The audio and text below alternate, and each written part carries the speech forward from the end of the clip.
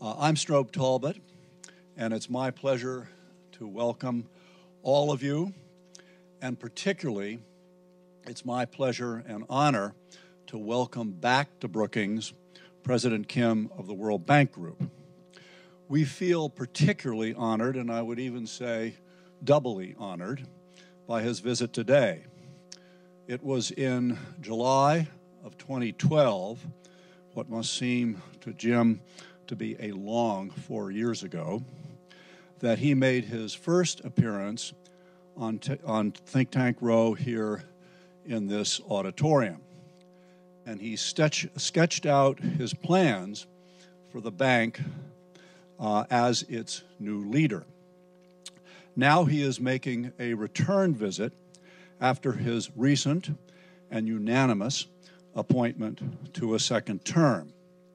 Throughout his tenure, it has been clear that his previous background as a physician and educator would serve him and our world well, since caring for and educating humanity is very much part of the bank's mission. Our program is going to proceed thus.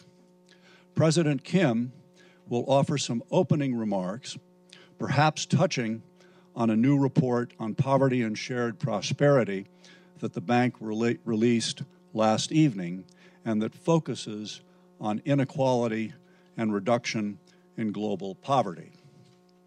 He will then have a conversation with our friend, our colleague, and our alumnus of the World Bank, Kamal Dervish, who directs our Global Economy and Development Program here at Brookings.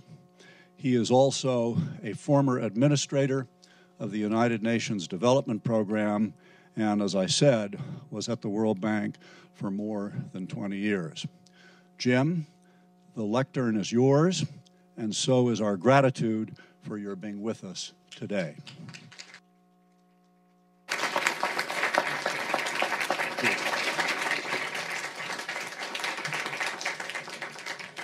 Are you coming? Okay. Well, thanks everybody for being here, and Strobe, thanks very much for having me back at the Brookings Institute. And I don't know if everybody knows this, but Strobe and I share something very powerful. We're both from the Midwest, and you know, to look at us, you can tell we're from the Midwest. We have that kind of Midwestern look about us.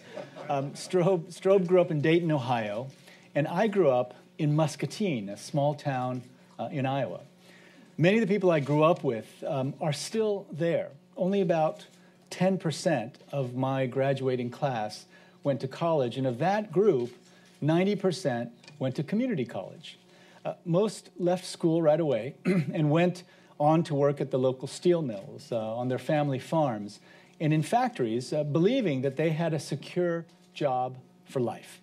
Now, as they soon after graduation bought their first homes and bought their first cars, which were usually trucks, they looked at the rest of us and accused us of wanting to become professional students.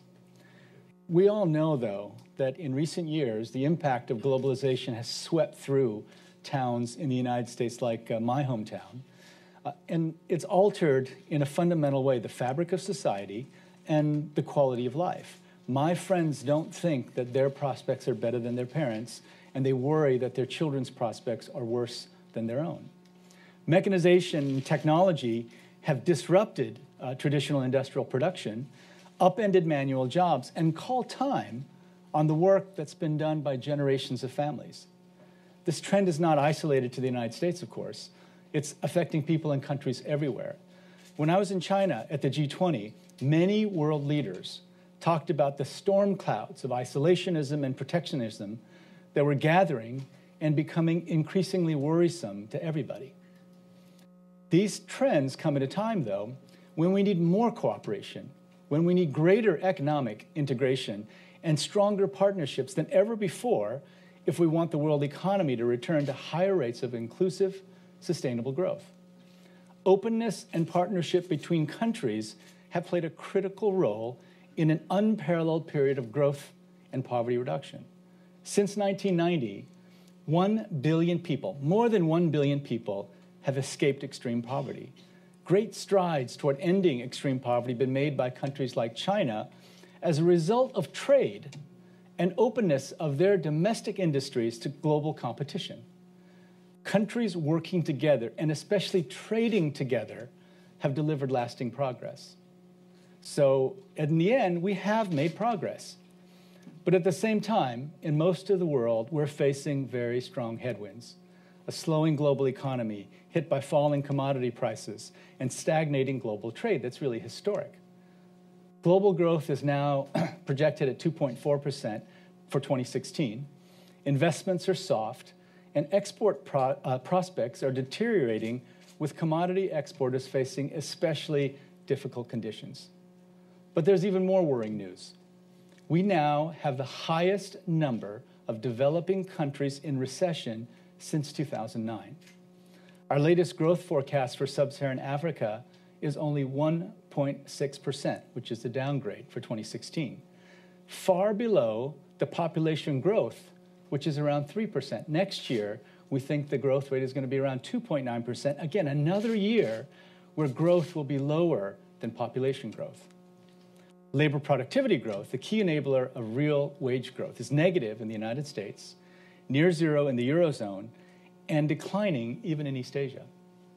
We also know that by 2030, almost half of the world's extreme poor will live in countries affected by fragility and conflict. These are no ordinary times. So ordinary measures will not work. I would argue that this is precisely why the World Bank Group exists. All of us at the World Bank Group feel an enormous responsibility to bring forward precisely those innovative, creative measures that are needed in our world and at the scale required to meet the challenges we face.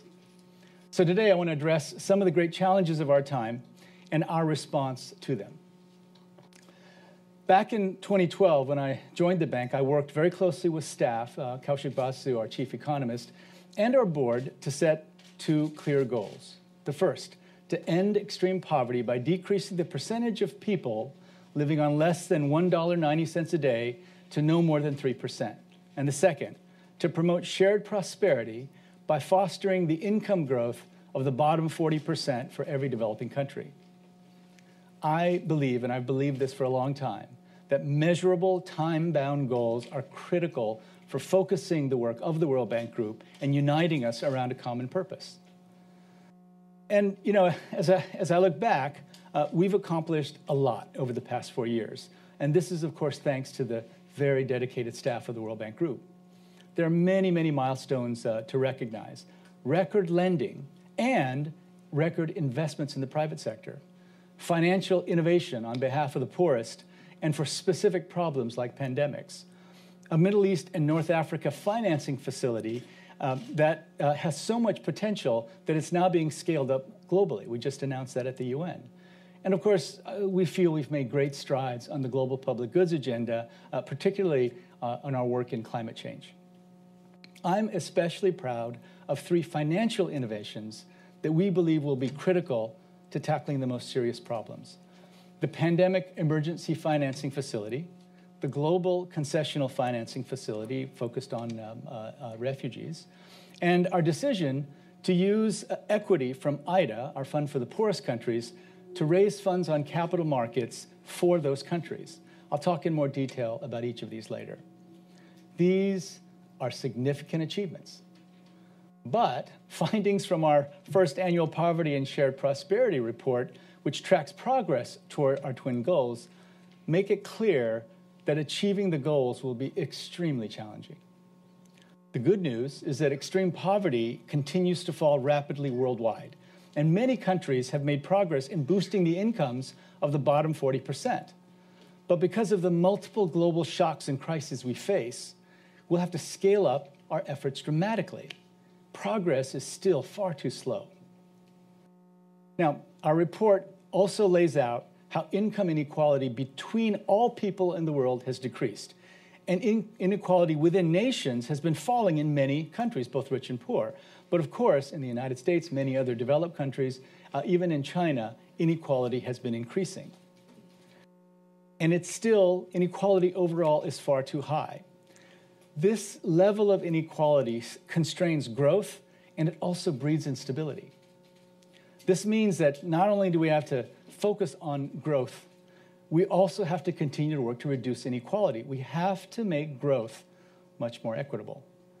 The report that we released last night identifies strategies to address inequality that even the poorest nations can adopt, whether through conditional cash transfers or connecting farmers to markets or through rural electrification. The lesson is that inequality is not an unsolvable mystery. Pro-equality policies are not luxury goods and can work literally in any country. If we're going to end extreme poverty by 2030, we got to focus our efforts. We have to be more effective in fragile and conflict-affected states. Economic growth has to be more robust and more inclusive, and human capital investments have to grow in both size and effectiveness. So how are we going to do that? Well, that's the purpose of being here today. I want to outline that for you. So to begin with, ending extreme poverty, boosting shared prosperity are the bottom line. And we're going to get there through three main pathways. The first is to accelerate inclusive and sustainable economic growth. This has always been the core of our activities. The second, by investing more in human capital. And the third, by fostering resilience to global shocks and threats like climate change, forced displacement, et cetera. So 2 goals, 3 ways to get there. So on the first, we have to be much more creative about fostering the right kind of economic growth. You know, I'm 4 years into this job, and I'm still waiting for my very first upward revision of growth expectations. Every single time, we've had to revise our projections downward. We know that stimulating growth in our client countries, this has always been the core of the World Bank, and we know that stimulating growth in our client countries has got to still be our very top priority. We also know that in stimulating growth, the fundamentals don't change. To support long-term growth, we'll continue to work with countries so they can collect sufficient revenue. We're working very hard on improving domestic resource mobilization. We know that we have to help them spend their resources well. We know that we have to help them adopt the policies that will enable private sector investments. And we know that overall, improving governance is going to be very important. But the one particular bottleneck that we always talk about is, of course, infrastructure.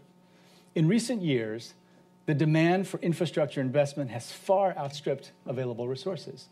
Still, some 1.2 billion people in the world don't have access to electricity. At least 660 million people lack access to safe drinking water. About 1 billion people in low-income countries lack access to an all-weather road. And while we've advanced and 3 billion people now have access to the internet, 4 billion people do not. 60% of the world's population, and most of those are in developing countries. We've estimated that emerging markets and low-income countries are facing about a $1.5 trillion annual gap in infrastructure finance. We also know that traditional development aid alone will never meet this demand. This financing gap is why we have welcomed new institutions like the Asian Infrastructure Investment Bank and the New Development Bank. But even with the money they bring, investments by all the multilateral development institutions together only make up about 5 to 10% of overall annual spending in infrastructure. That's about $50 to $75 billion a year. We have to face up to the fact that we're not reaching the scale required to make the kind of impact on growth that's needed in developing countries. You know, you've heard it from us many times. We've been talking for a long time about more public-private cooperation. Everyone has their own plan for how to make that happen. But it's time to get to a different level of seriousness. We've got to now aggressively take this agenda forward. And in fact, we have a tremendous opportunity in front of us.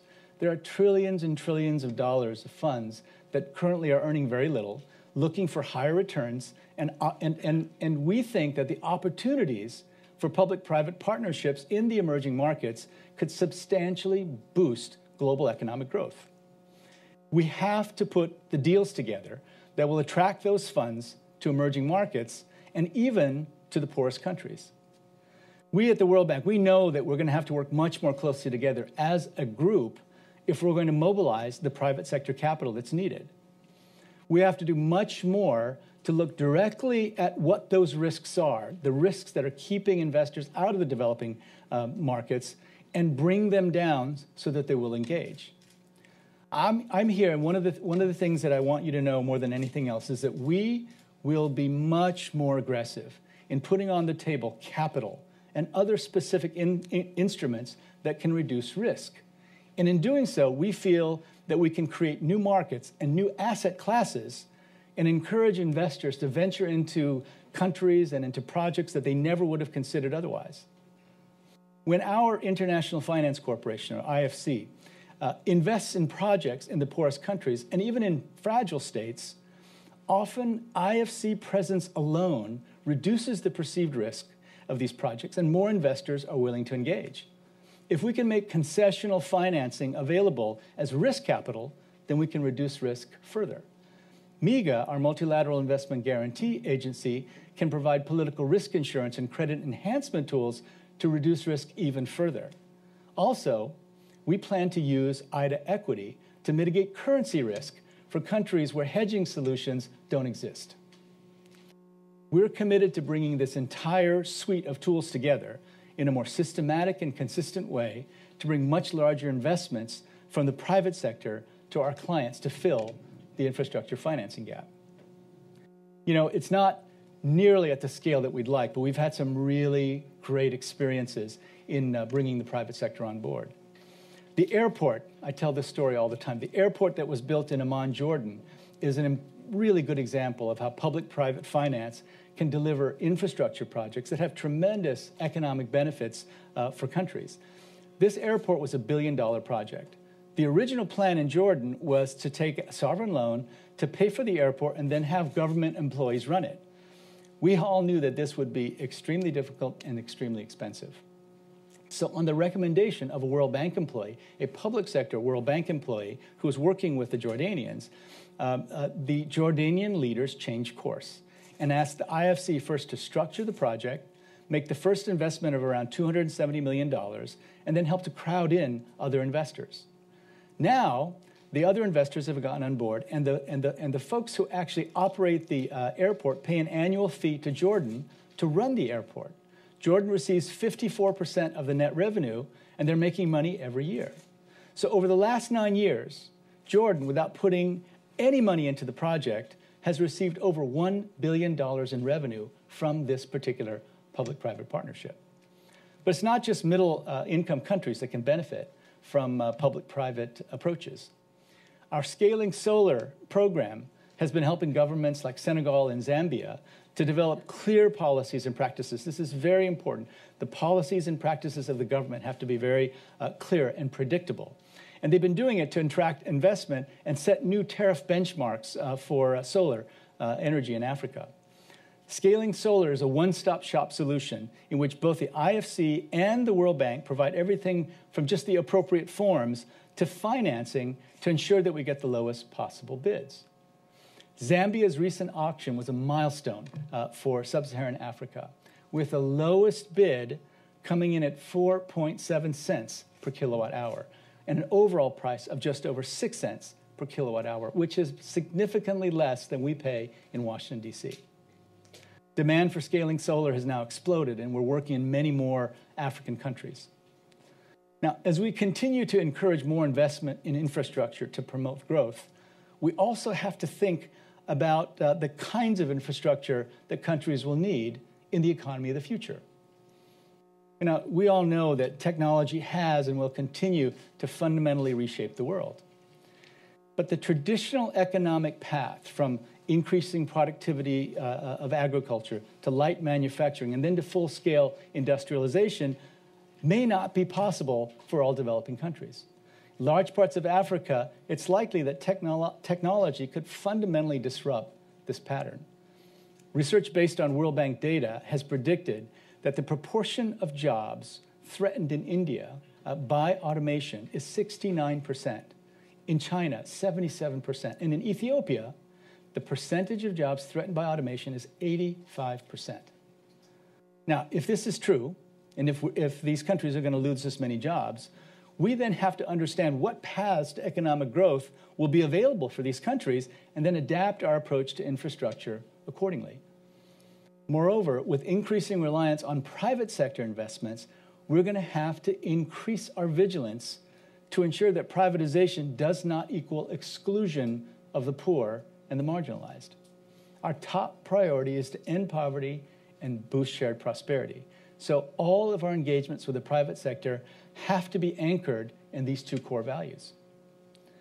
So if technology does lead to fundamental transformations in the kinds of jobs available in developing countries, we have to increase our focus on the second major pillar in pursuit of the twin goals, and that is investing in people.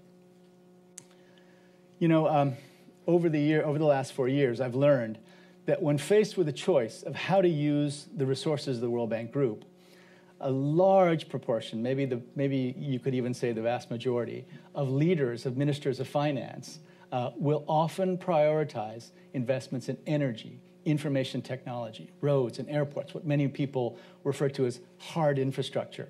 Now, this is completely understandable, and it's precisely why we have to be successful in increasing resources for infrastructure through crowding in private capital. So the first pillar is critical if we're going to make the transition to much larger and more effective investments in human beings.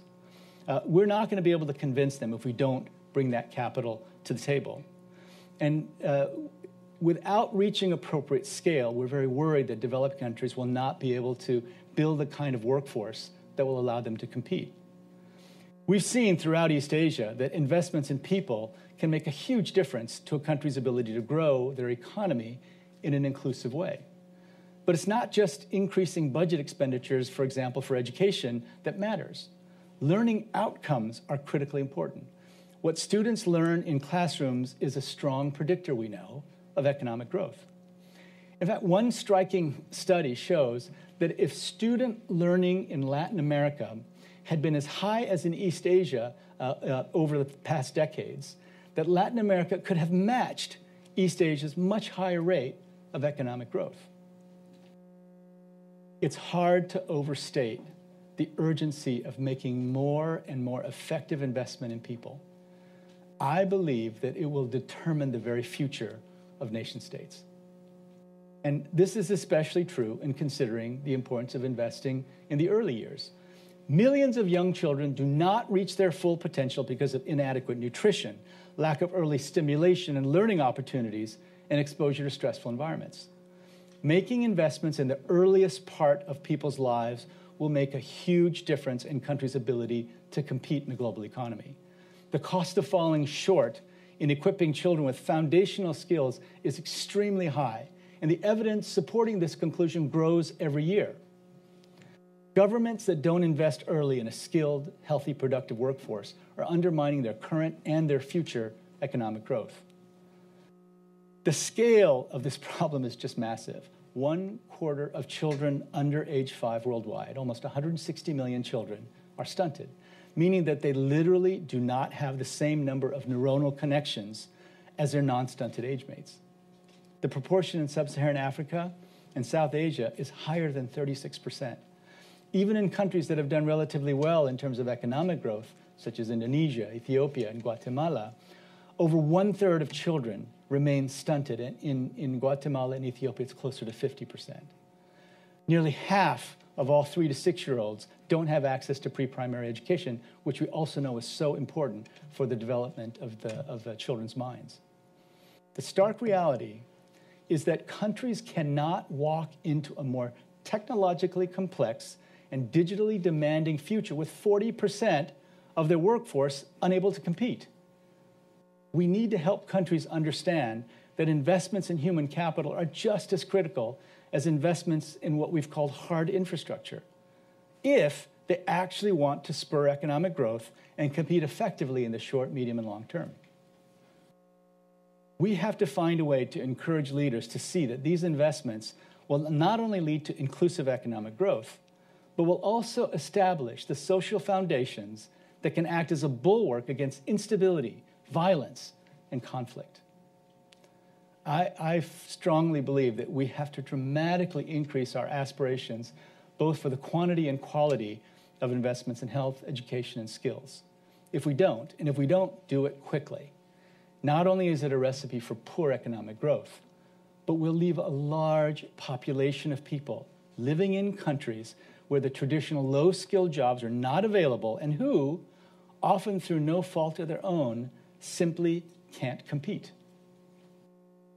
Now, to allow this to happen, I think, is to sow the seeds of future crises that we can ill afford. Indeed, one of the themes that came up repeatedly during the G20 leaders meeting is that we're living at a time of multiple overlapping crises. The number of refugees are at historic highs. The climate's in distress. And we face the prospect of pandemics that could cost millions of lives and trillions of dollars. I believe that the World Bank Group can play a much larger, more critical role in building resilience to these multiple shocks, both in developing countries, but also for the world as a whole. So our third pillar, then, is a much expanded role for the World Bank Group in fostering resilience in client countries against some of the most severe shocks that threaten to roll back decades of progress in poverty alleviation.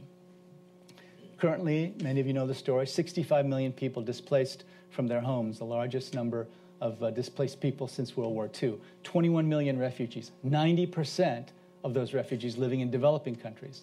And left without support, the displaced face hardship and marginalization and put development progress of the host countries at risk. Along with human suffering, immense pressures have been placed on the resources of the host countries that were already facing economic challenges.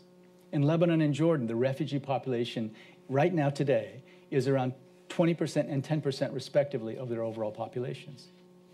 The global community owes a huge debt of gratitude to these countries for their willingness to open their borders and care for those in need. That's why at the World Bank Group, we pledge to support them, not only in responding to the current refugee crisis, but in building infrastructure that they'll need to grow their economies in the future. To do this, we had to rethink the way we use concessional finance. In addressing the crisis of forced displacement, we now have concluded that concessional finance should follow the refugees and not be apportioned by some simplistic GNI per capita criterion. At last year's annual meeting in Lima, we launched a new Middle East and North Africa financing facility to provide Jordan and Lebanon with access to low-cost loans and grants. Recently at the UN, we announced the global concessional financing facility for middle-income countries, which will raise about $1 billion in grants over the next 5 years, explicitly for Jordan and Lebanon, and an additional $500 million in grants to help address future refugee crises in other middle-income countries. We'll blend these grant contributions from donors to ultimately, with our own loan instruments, to provide $4.5 to $6 billion in concessional finance to middle-income countries who face refugee crises.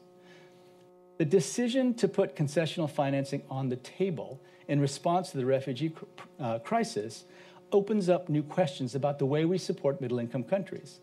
Can we use concessional finance to confront other global crises in more creative ways? We certainly hope so, and the conversation is ongoing. Now, I believe that with this global concessional financing facility, with some of the other instruments that we put on the table, the rules of the game are changing. And when you look at some of the other crises, specifically climate change, we realize that for climate change, we have to also change the rules and we have to act differently. Extraordinary collective effort has given us the Paris Agreement, the COP21 climate agreement. More than 170 countries signed it, and we're now very close to ratification, which will make it a legally binding commitment. During the COP21 process, our collective ambition was very clear. We left the meeting with higher ambitions than the ambitions we walked in with. It's so rare that you see that you go in with ambitions and then you come out with even higher ambitions. We agree that instead of keeping global warming to below 2 degrees Celsius, we would try for 1.5 degrees Celsius. This level of ambition is great, but here is more evidence that worries me. If we look just at the temperature during August of 2016, we were 1.3 degrees Celsius above historic norms, just in August. Now, it's just 1 month. The pattern of global warming is such that the last 16 consecutive months were the 16 hottest months on record. The seas are rising faster than we'd imagined. The trajectories of typhoons and cyclones have shifted. And as I've said before, many of the poorest people in the world are now the most vulnerable to extreme weather events, and they had very little to do with putting the carbon in the air in the first place. The reality is stark. We have a planet that's fundamentally at risk, but our response just has not been equal to the task. During my medical training, I learned that if you're in an emergency room and you have very, very sick people, you have to triage. Take action where and when it's needed most, and then go from there. We need to do some triage in discovering for ourselves and agreeing to what the most urgent tasks are to avert disastrous climate outcomes. The political victory of COP21 has brought us so far. It's one of the great, great achievements of the Secretary General Ban Ki-moon. But I would argue that we have to now recover from the hangover of our COP21 celebrations and get to the task of financing and incentivizing the actions that will give us any chance of keeping global warming below 1.5 degrees Celsius. On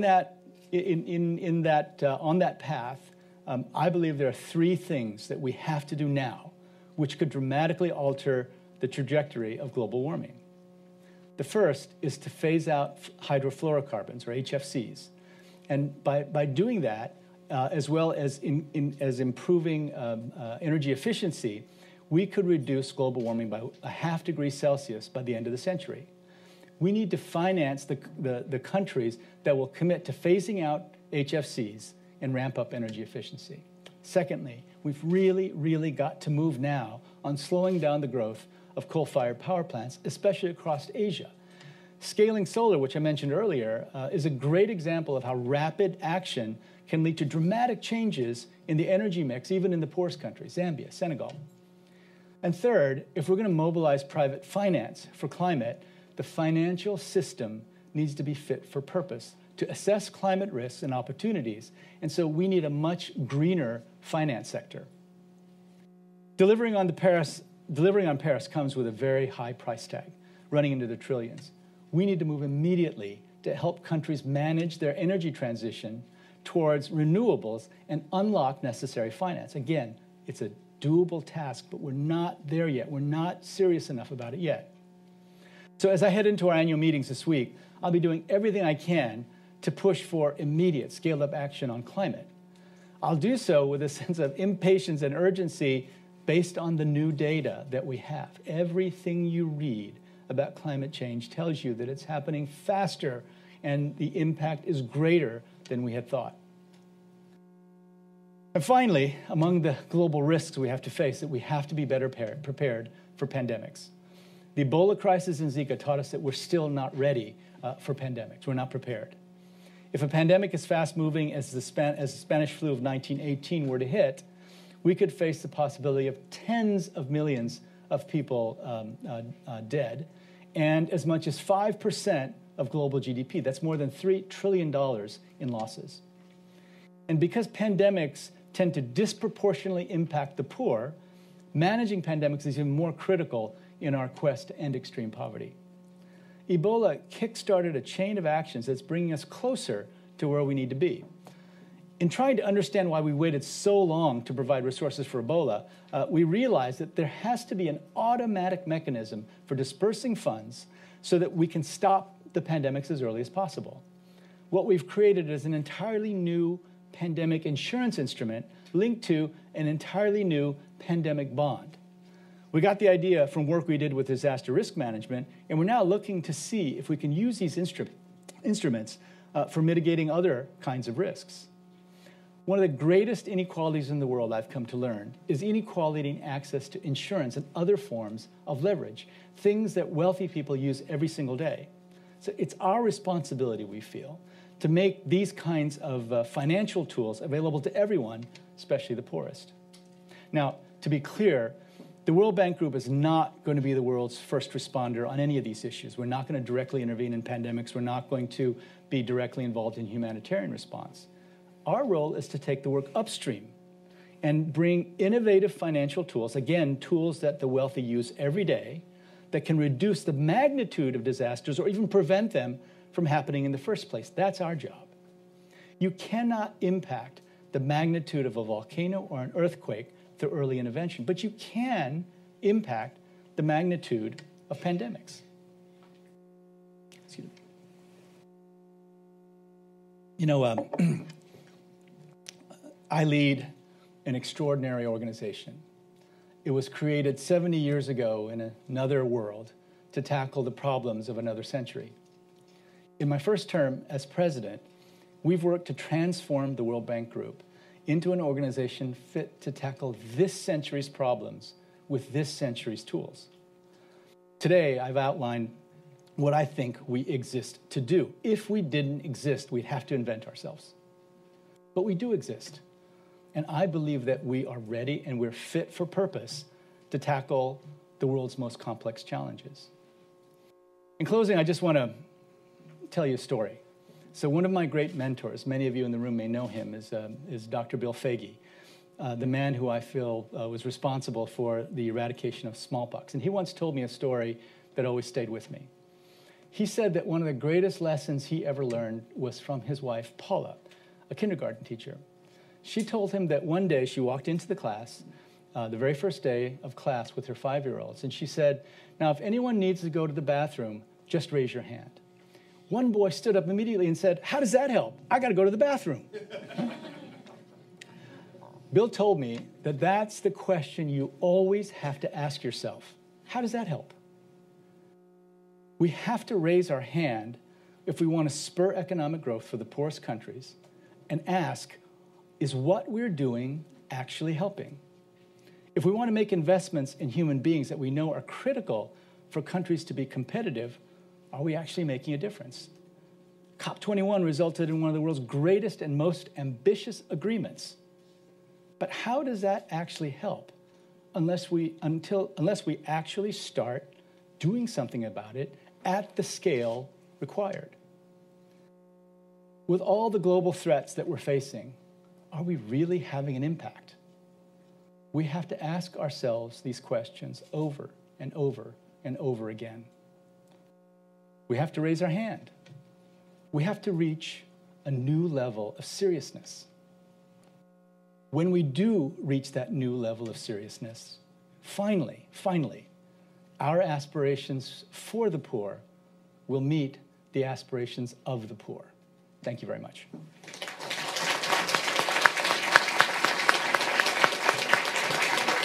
Thank you so much. Thank you.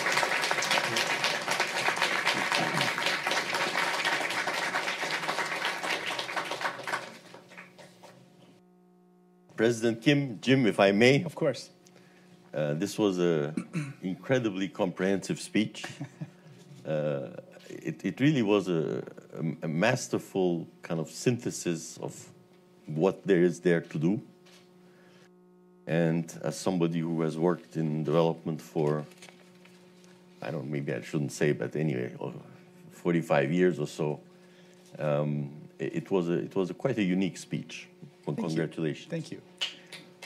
Thank you. And, you know, like the old professor I am, I looked in the audience, and I think only a couple people fell asleep. So that's good. That's a good batting average. So I think I'll ask 2 or 3 questions, and then we want the audience to come in. The first question or fact even that springs to mind is whether it's on investment or on the human side, education, or on health side. You mentioned some numbers, you mentioned the needs, you mentioned the people still without electricity, you mentioned what is invested in infrastructure and what is really needed. There is a huge gap worldwide between the total amount of investment. I mean, we can't calculate it obviously to the last $1,000, but roughly, and what is forthcoming given the objectives we've set ourselves and the world has set itself, including in climate. And yet, on the other side, we have this very strange situation, which we haven't really experienced in decades, that in the strong countries, which are doing economically reasonably well, which are not in crisis, interest rates are at their record lows, Right. you know. And savers are not, small savers particularly, are having a terrible time getting good returns. And Larry Summers talks about secular stagnation. In other words, you know, savings is structurally higher at those interest rates than investment. So obviously you've gone to the heart of the matter and said that we have to be catalytic, innovative, inventive, and somehow transform these potentially investable savings into real high return investments. I should add that the savings exist also very much in both the financial sector, which is being brought to the water, but the horse doesn't want to drink, and in the corporate sector, where overall profits are huge. And the role the World Bank can play in kind of unleashing that, I think it was one of the underlying themes. You mentioned IFC equity, you mentioned the concessional facility. Maybe you want to say one or two more words on this global transformation of what seems to be cheap savings to a huge demand of investment, but somehow where the savings don't sufficiently come to. Well, you know, Kamal, I talk to folks in the market all the time. And when I describe some of the returns that Philippe and the people at IFC are getting with some of these infrastructure investments, you know, their eyes grow wide because they would take those investments any day. But there is this sense of risk. Sometimes it's very real. Sometimes they actually know what they're talking about. But what we found is that in a lot of these financial institutions, they just don't have the people who can effectively assess what the real risks and opportunities are. And it really does require that we work together across the World Bank Group. And, you know, Kemal, you know how difficult that has been. And before, it happened very little, and there were suspicions across parts of the institution. But I think that, you know, we realize now that this is a unique moment in time, as you said. There are all these funds that are looking for return.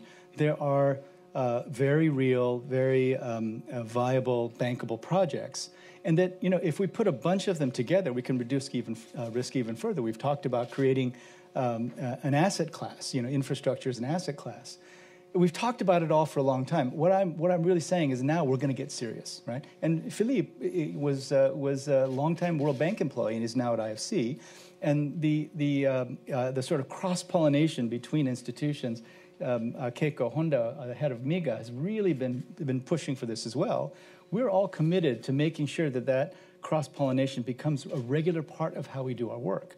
Now, this is sort of inside stuff, but we haven't yet found a way to effectively incentivize that kind of activity. And you know us well, Kamal. Everybody wants to get their loan done for the year. Everybody wants to get their deal done for the year.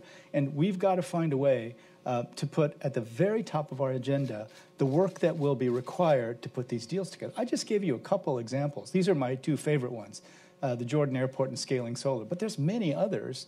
And it does require a kind of culture change. You know, people have to think that getting this public-private deal done, really using, you know, our resources and the resources of the country, concessional financing for countries, as, you know, first loss capital, and then bringing all the other pieces of the institution so we can bring the overall risk down. That's got to be like the big prize. That's the one thing that, boy, if you do that, that's what's going to be celebrated the most. And we're not there, but we've got to figure it out. We have to figure it out because every single fund manager wants to get in, but they only want to get in if all the pieces are in place so that they have a real sense of what the risk is. So it's a huge opportunity. What I tried to do today was to say to everybody, both inside and outside the World Bank, you know, hold us accountable. This is what we really want to do. I fully agree, and if you allow me 1 or 2 minutes, this is the big challenge. I mean, if you can unleash that, development Absolutely. could rise by 1.5 to 2 percentage points a year Absolutely. over a decade, and that would make a huge difference. But there's one thing that I remember from my old days even, and of course I was never president, but I was vice president, that when the... It's different, I tell you, Kemal, it's different. I know. The best job... They usually don't write articles about vice presidents. That's right. The best job at the bank is project leader or country director, I think. After that, anyway. When you're really, really concretely involved. But there's one problem. Above that, no concrete anything. One problem that was very tough to solve at that time, and in a way, I think, remains a key obstacle, I think. And I wonder whether you want to say a few words of that.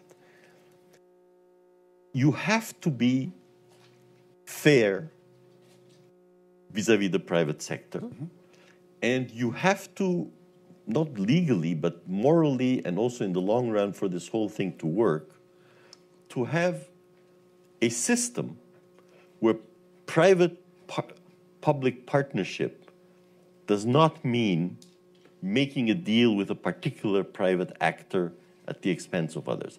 We have a great donor to Brookings who always says, I want to make a deal. And I call the World Bank, I call USAID, I call other public institutions, and they refer me to this and that rule. And I don't think he understands that public money cannot just make deals, okay? So it has to be quick.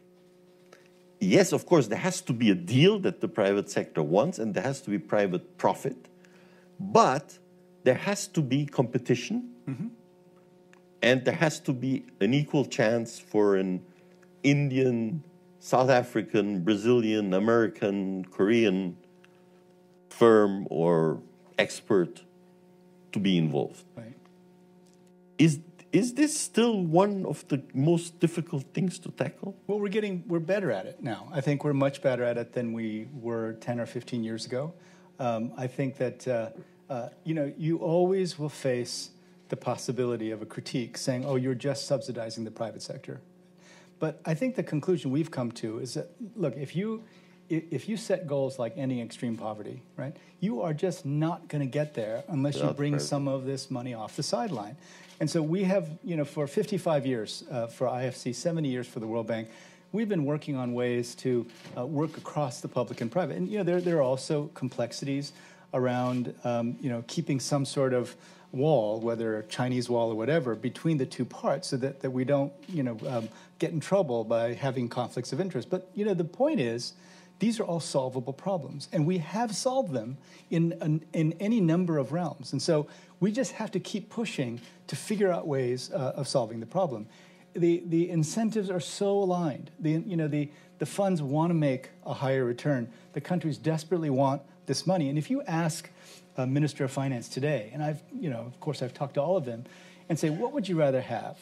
A $500 million loan from us at low interest rates to build, 50 kilometers of road, or 500 million that we could then use as risk capital for a larger, for example, toll road.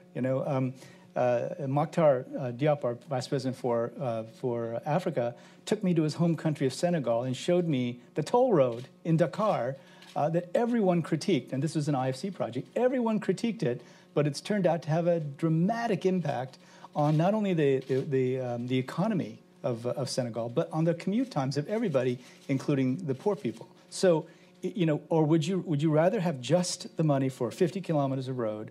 Or would you rather use that money creatively to crowd in the private sector and maybe get 1,000 kilometers of a toll road? Now, it's not possible in every country, but these are the kinds of questions. If you ask the ministers of finance, every single one of them want you to help them bring in private investment from outside. Everybody wants that.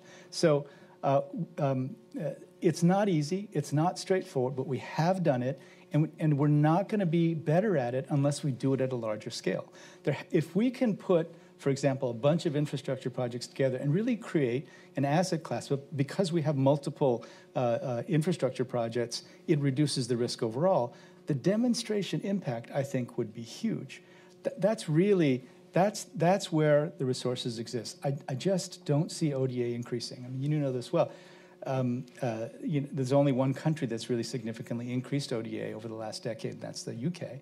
And everyone else is decreasing because especially the most generous donors in Europe are using ODA to pay for their internal refugee problem, right? So it's a shrinking ODA, and I think it means that in a period of shrinking ODA, yeah, we should go out and we should encourage donors to give more, but with the growth numbers we're looking at, with the complexities, with the uncertainties of Brexit and everything else, I just don't see that happening. And what we're saying is, let's just be more creative. Instead of giving a grant for one country for 10 kilometers of road, work with us or the other multilateral development banks, leverage that. And if you were to say to, again, another finance minister, would you rather have 100 million in grant, or would you rather have 500 million in 20-year maturity money at 0% interest? Every single one, I would argue, would take the larger amount because they'd say, for us right now, scale is an issue. Absolutely. Yeah. I mean, I think there's no other solution. You're totally right. But I would say that part of that solution is a code of conduct, an ethical framework to which the private sector also subscribes, which allows people to make gains, but takes us far away from some of the practices that one has seen also, unfortunately, in the past. But again, this is what IFC has been doing for 55 years, the Equator Principles. I mean, IFC standards are followed by everybody working, well, not everybody, but all of the major good players follow the IFC principles.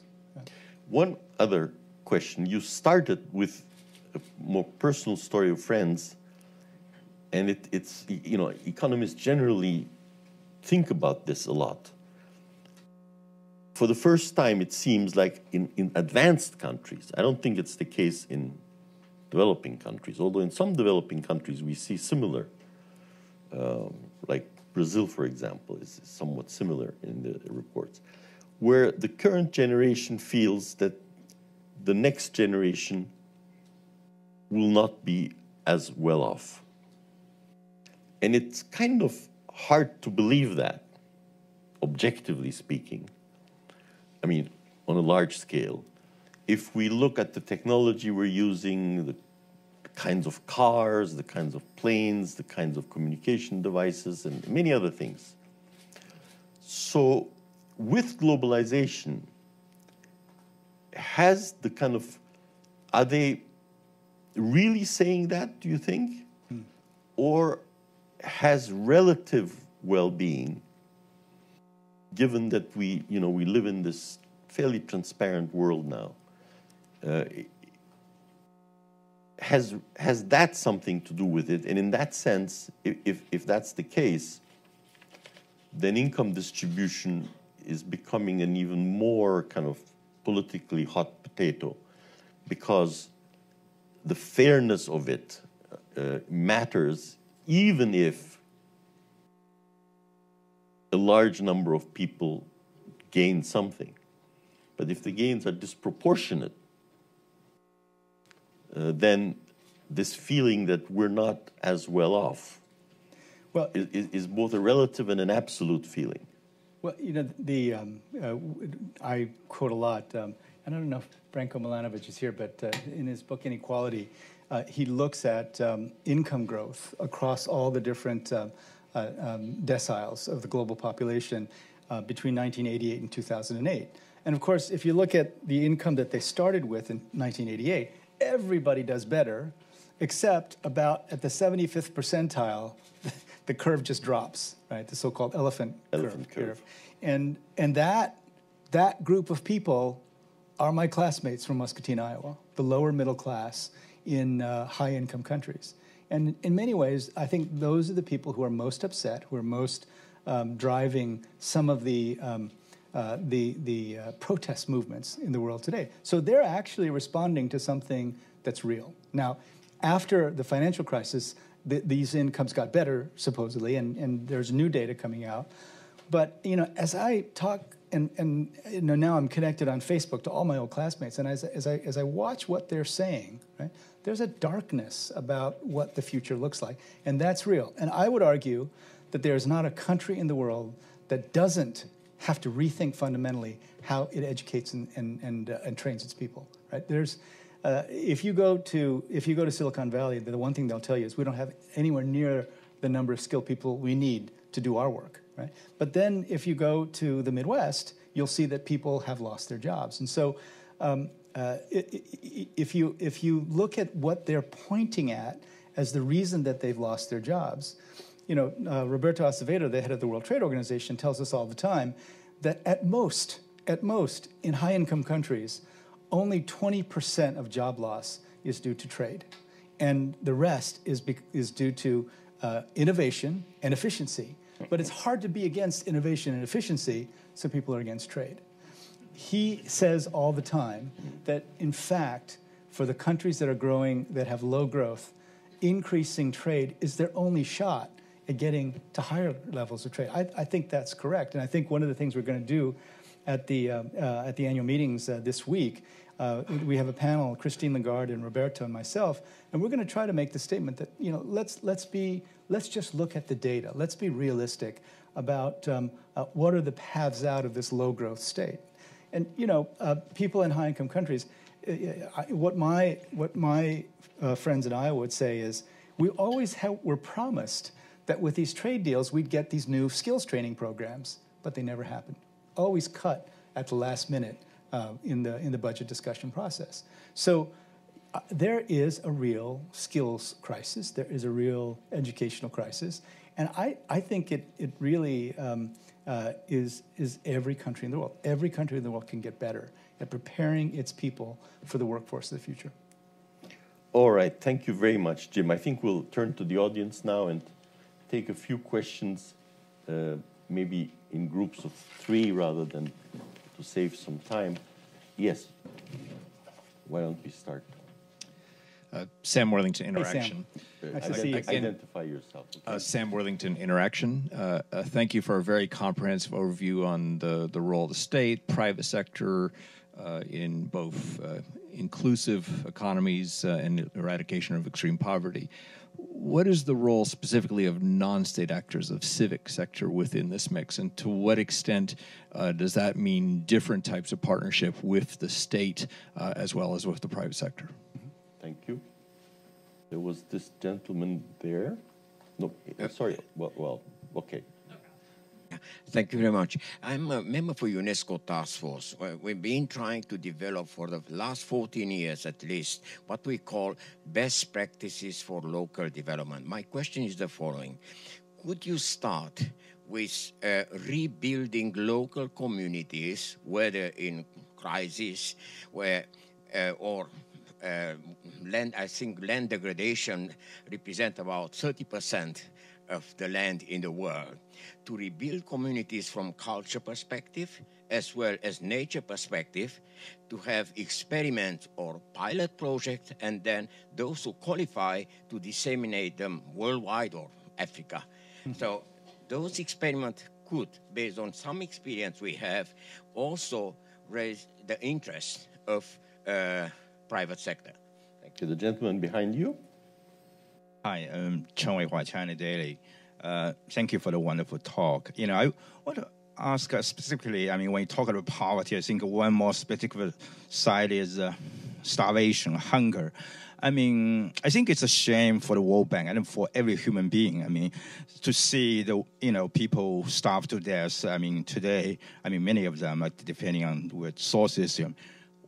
What are the challenges you think? There is plenty of food to go around, obviously. Why there is not enough progress in this regard? And secondly, if I ask you, talking about climate change, but, to stimulate economic growth, we will continue to hear this sort of the need to stimulate consumption. But do you think that's a sort of a contradiction? Because you are encourage the consumer unnecessarily to buy 2 cars, 3 cars, you just have 1. Thank you. All right. Do I see anybody else who wants to be in the first? I would like to have some balance, but...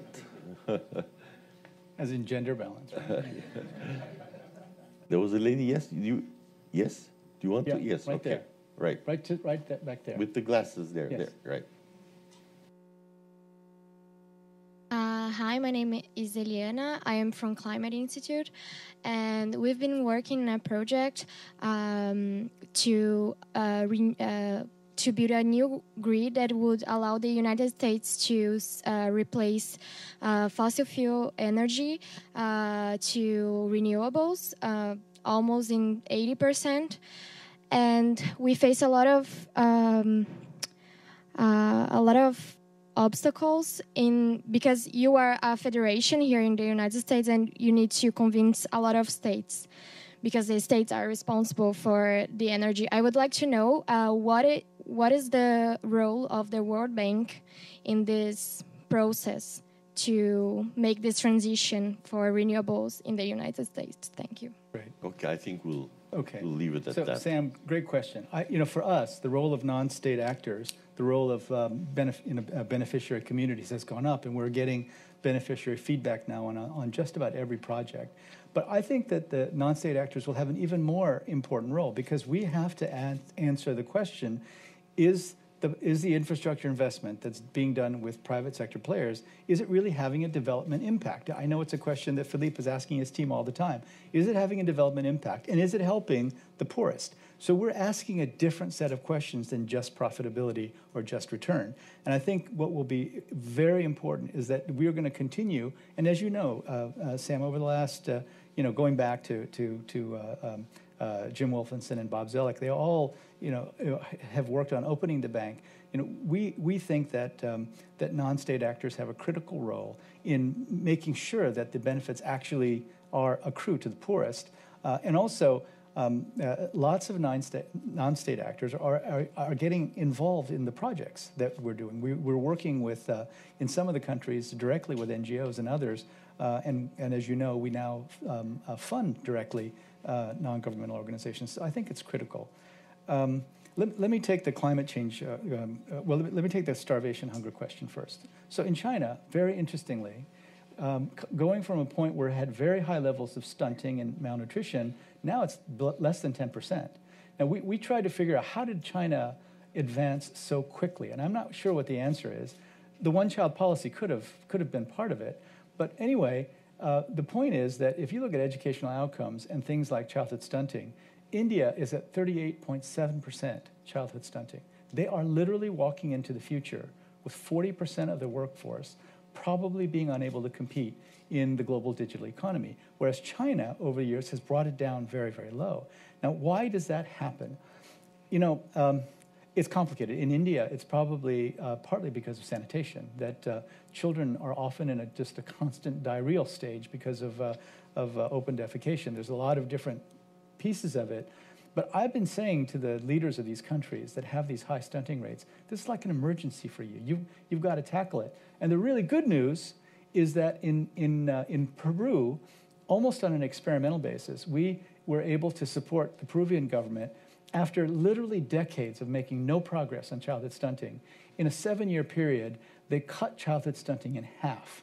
This is the most rapid progress we'd ever seen, and it was at least partly, and probably mostly, because of a conditional cash transfer program.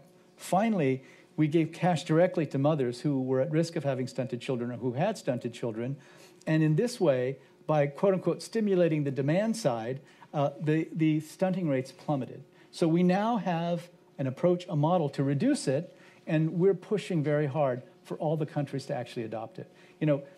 Peru was, for years and years and years, were really focused on supply-side interventions, programs, campaigns, feeding programs, and it just didn't have an impact. So now that we have mechanisms that we think can be much more effective, we're going to push very hard for all countries to do it. So that's the starvation issue. You're right. There's enough food in the world, But things like, because there's not good roads in Africa, something like 50% of all the produce rots before it gets to market. We have to work on fixing those problems, but then we also have to, I think, get leaders to understand that if you have 30 to 40% rates of stunting, not only is your future economic development at risk, but foreign direct investment, investors who are coming in and looking at what are the prospects, what is the growth potential of this country in 10, 15, 20 years.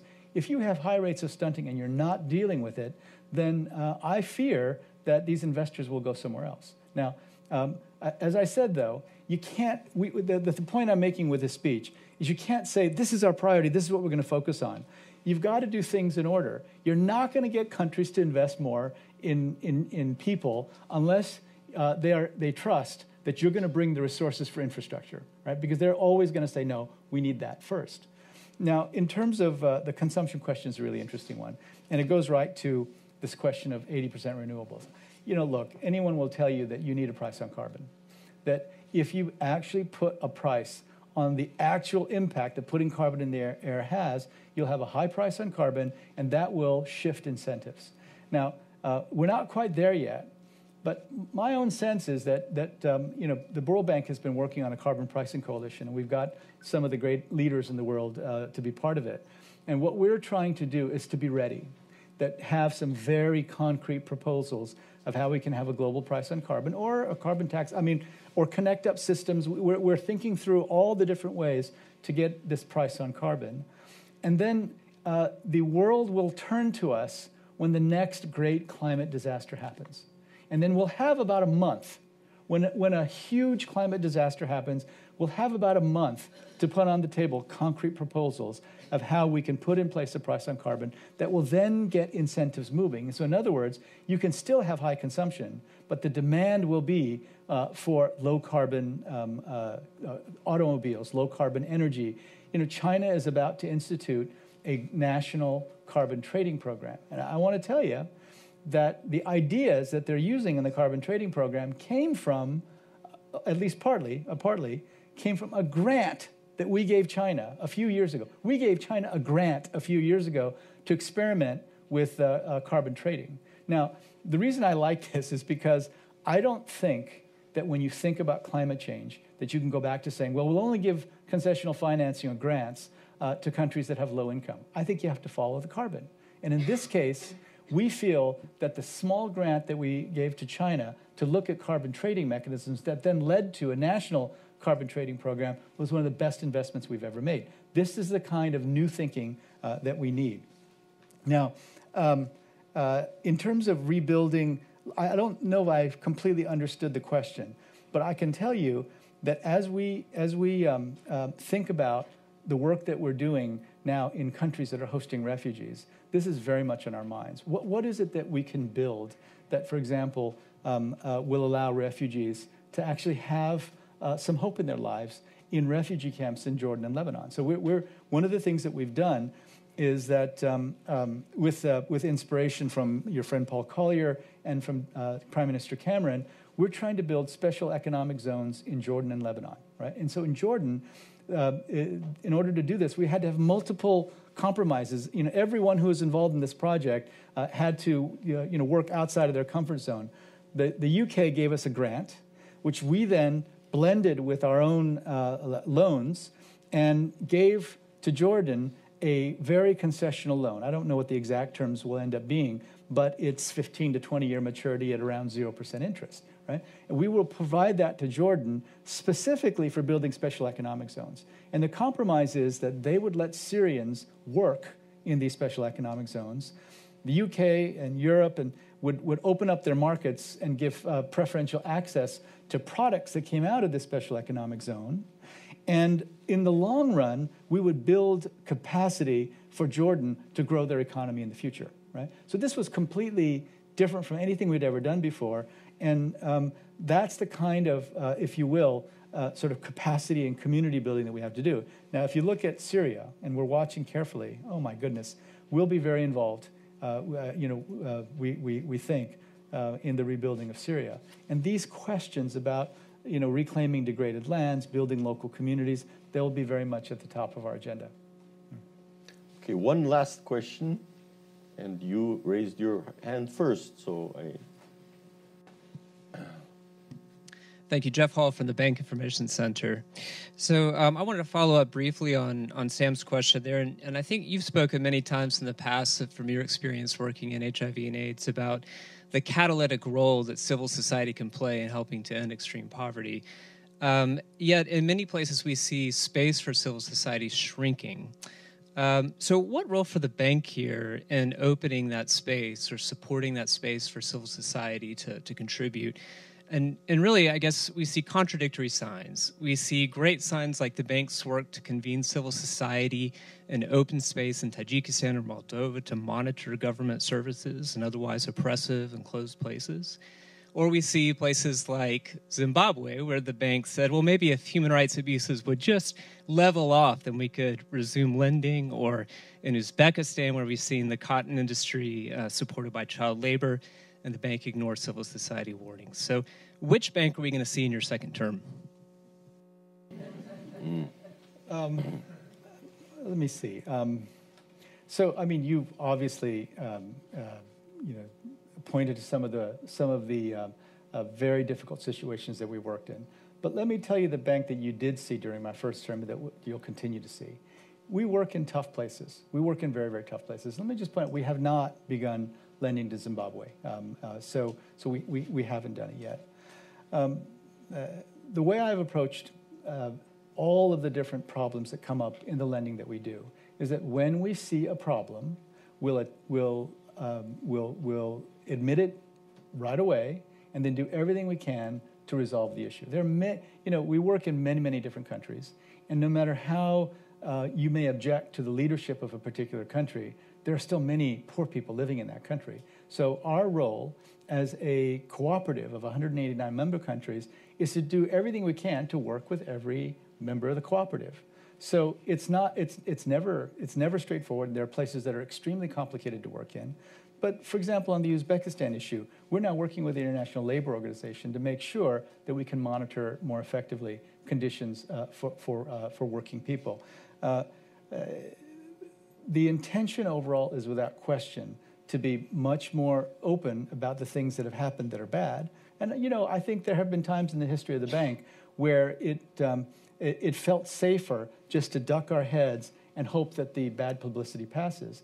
But I've made very clear from the very beginning of my tenure here that when we find something that is a problem, we'll address it, we'll identify it, and we'll do everything we can to fix it in the countries that we work with. We're going to continue to work in countries that you may object to. We're going to continue to work in countries that you may object to the leadership. But the point is, we are a cooperative. And I think there's something very powerful about the fact that we are a cooperative and that people in the cooperative can come to us and say, look, we want help ending extreme poverty and boosting shared prosperity. When there's a problem, let us know, and then we will do everything we can to fix it. And if we can fix it, we'll fix it. And if not, we'll do what we've done in several countries in Africa. We'll stop the lending. And we've done that. We've done that in Uganda recently. Now, the minute we did that, we began working intensively with the Ugandan government so we could get some of these projects back online, because these are important projects and people are living in poverty and they need them. So it will always be the, what's the right word? It will always be the complexity of being the World Bank Group, right? On the one hand, we have to be as straightforward as we can about bad things that might happen. On the other hand, we are a cooperative. And cooperatives like ours, I think, are critical for the future. Jim, thank you very much for your generosity.